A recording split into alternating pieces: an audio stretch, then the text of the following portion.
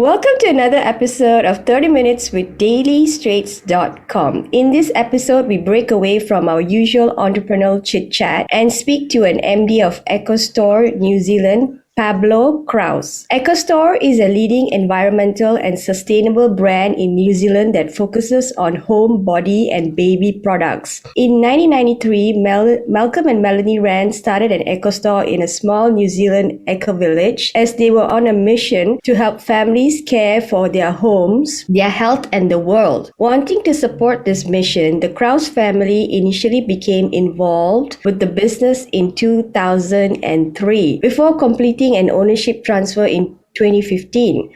Fast forward to today, the company is now helmed by Pablo, who was born in Germany and raised in Auckland. Pablo initially worked as an interactive developer for 5 years in Vancouver, Canada, before joining his family business PK Group in 2014 and eventually taking over the reins of the company from thereon. So today we are fortunate to be able to speak to Pablo about the ins and outs of managing a successful business such as his. Without further ado, let's welcome Pablo to the show. Hi, Pablo. Thank you for joining us today. Hi, thank you. Thank you very much for having me on the show today. Looking forward to speaking with you and going through some of the questions you might have.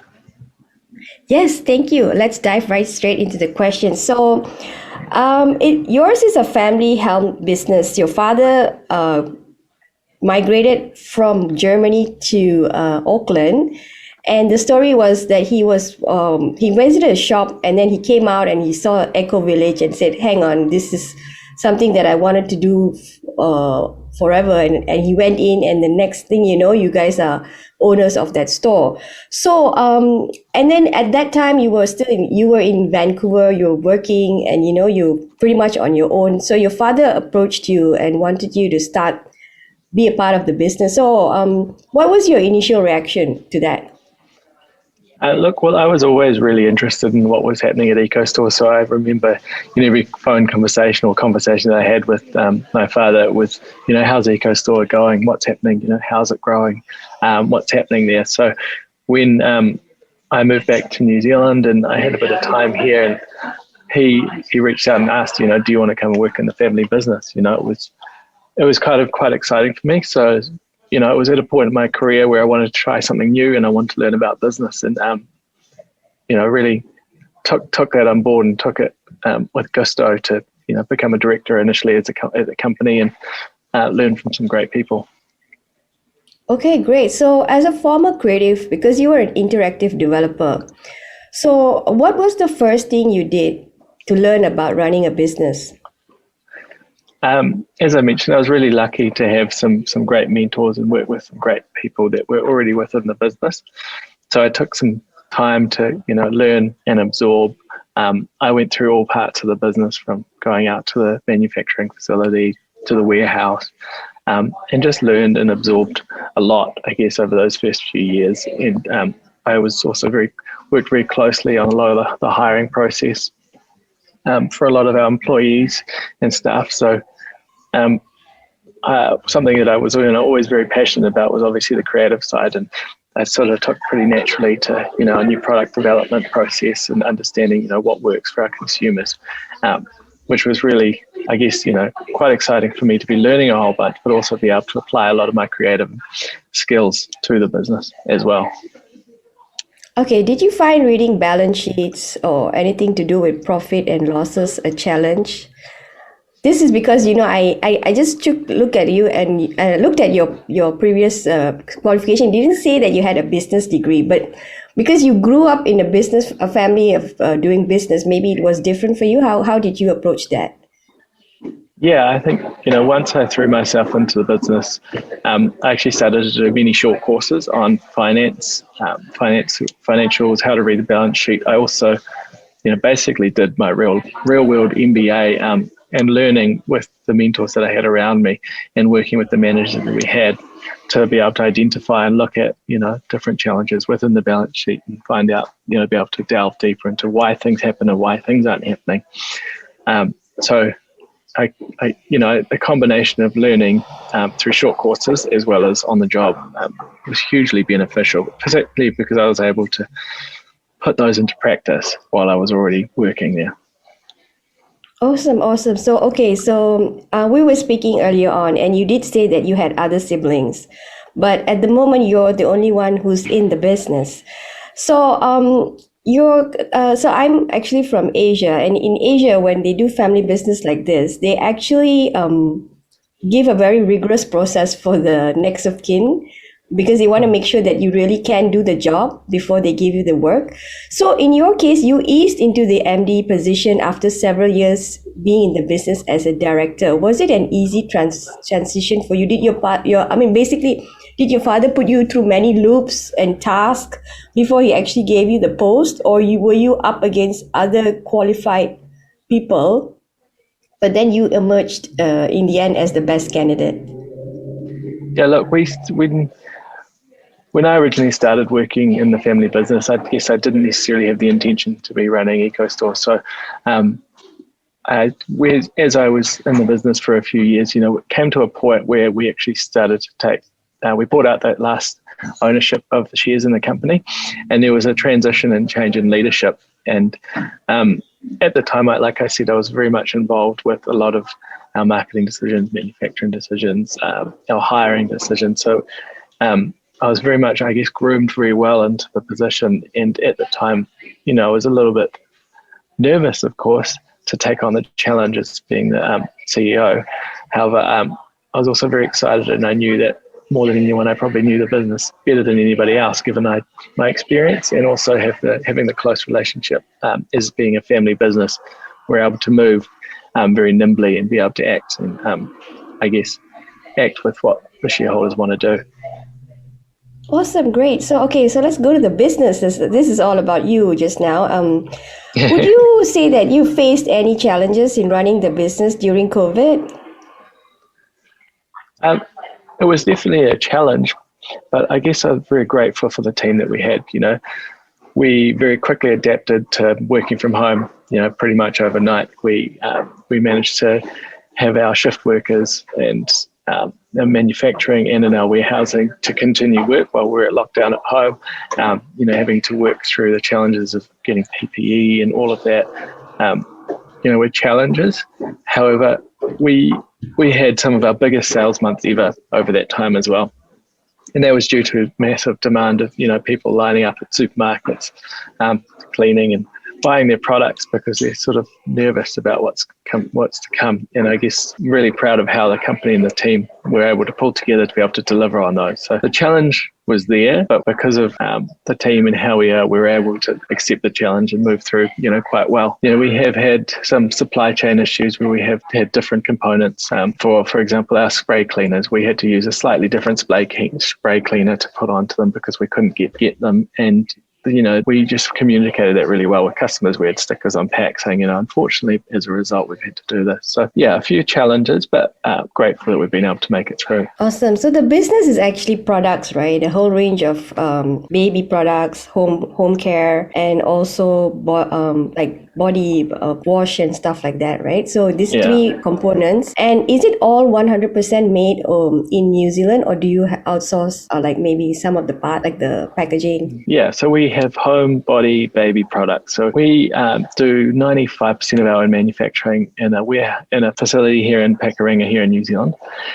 We, because of who we are and what we do, we set out to make products that are safer for you and safer for your family. So we actually hold ourselves to an incredibly high standard because our products, need to be good for you and your family, but also they need to be good for the environment. But also what I think often people forget is that products actually need to work, otherwise people aren't going to buy them. So we've got we take great pride in our manufacturing facility. It's an ISO 9001. It's one of the most eco factories in the Southern Hemisphere, and we're incredibly proud to be able to manufacture out of it. Okay, so what was the hiccups? Like, what was it when you said something about them not coming from? You had to put the stickers on the pack. What was that for? Yeah, so for example, we had we have a multi-purpose spray cleaner, and we couldn't get the spray, called the component.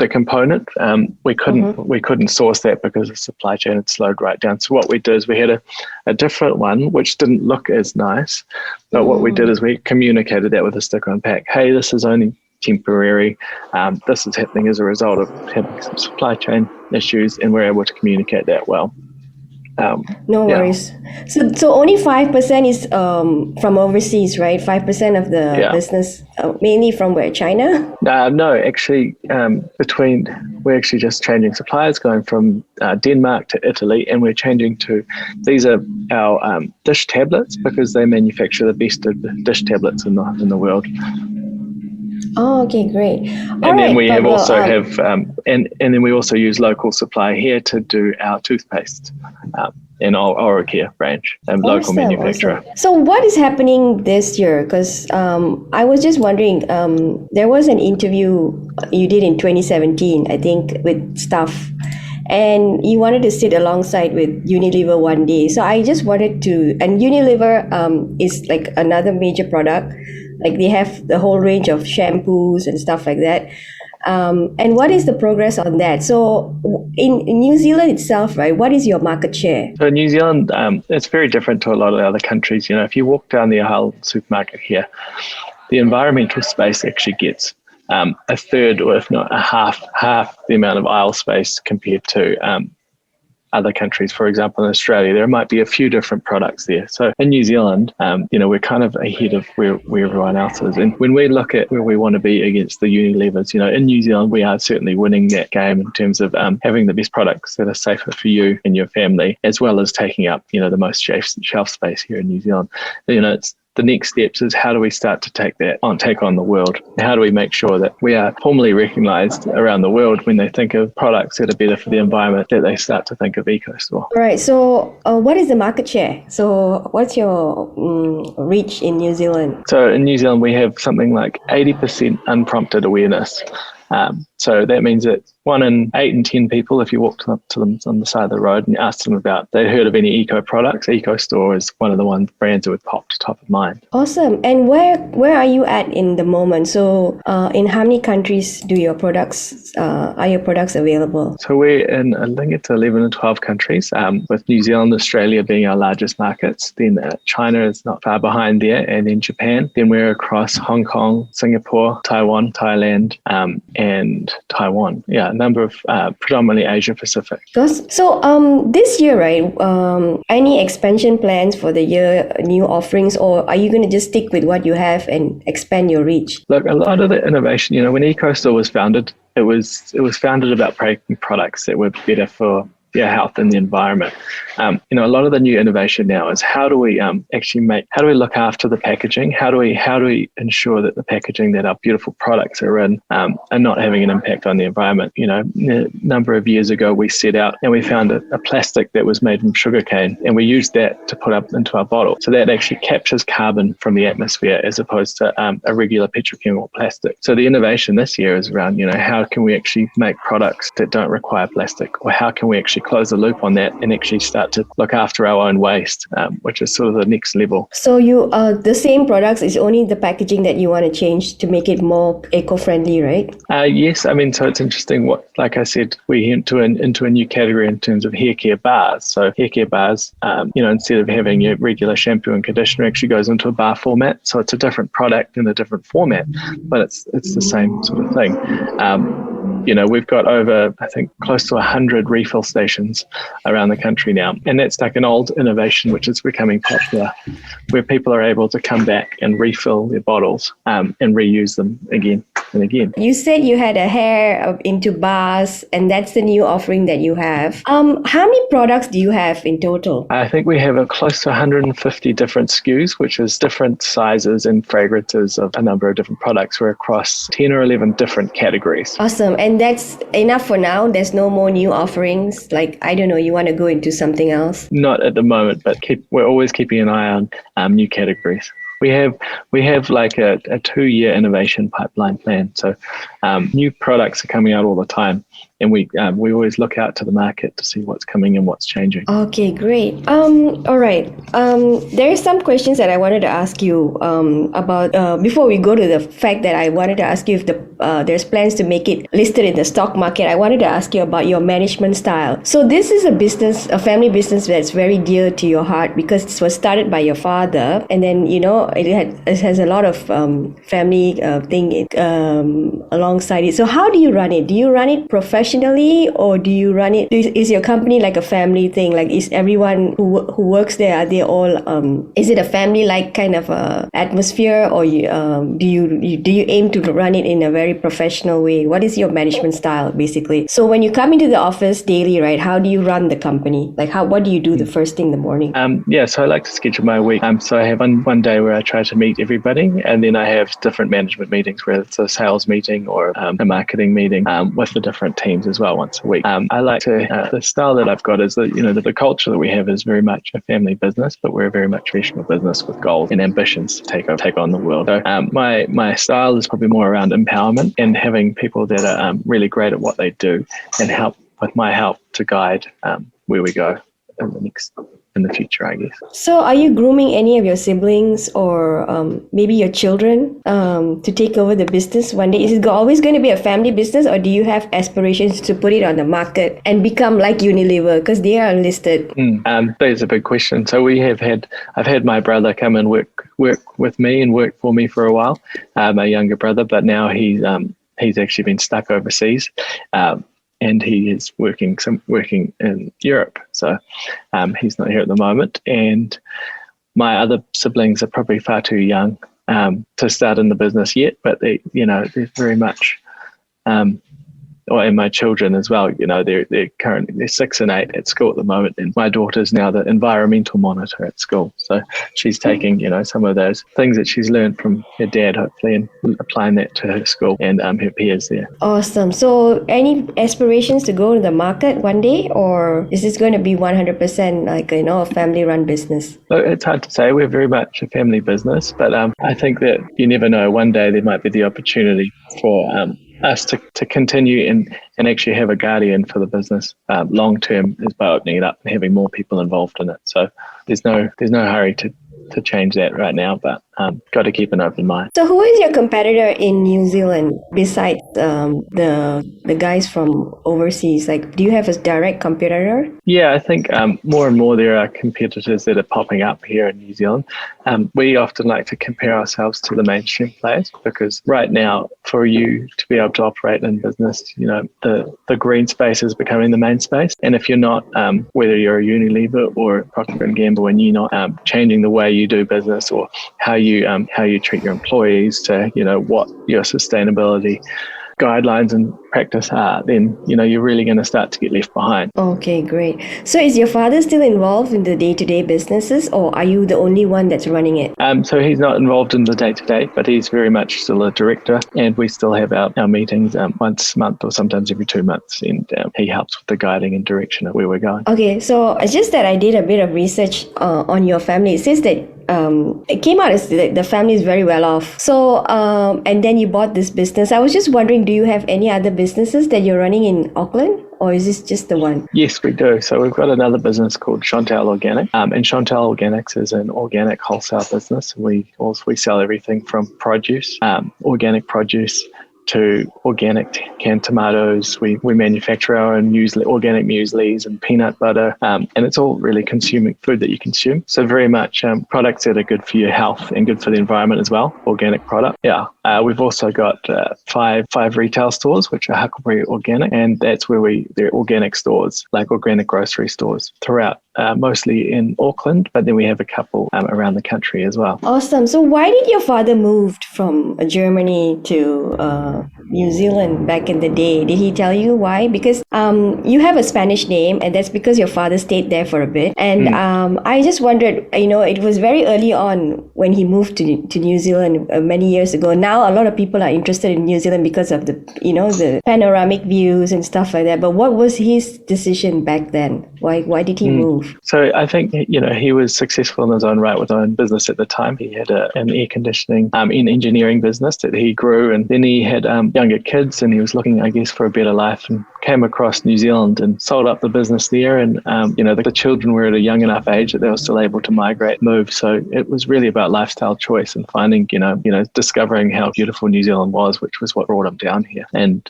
Great. So any aspirations to be the next Aldi? Because Aldi is German and they're privately held. And do you have that kind of goal? It's definitely a company that my father often references as Aldi, and how amazing they are and what a good job they're doing. So we would love to be the next Aldi. So how do you talk to your dad? In German or in English?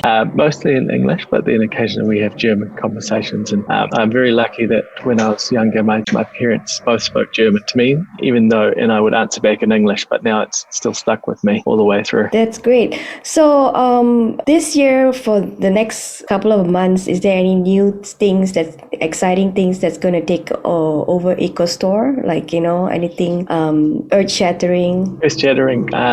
We have, so in the last couple of months, we have launched what we call new refill. So refill cleaners, so highly concentrated cleaners. Instead of having to buy the whole packaging, you can buy cleaners that are just small, and you buy that and fill up your bottle with water, and then you've got the cleaners again.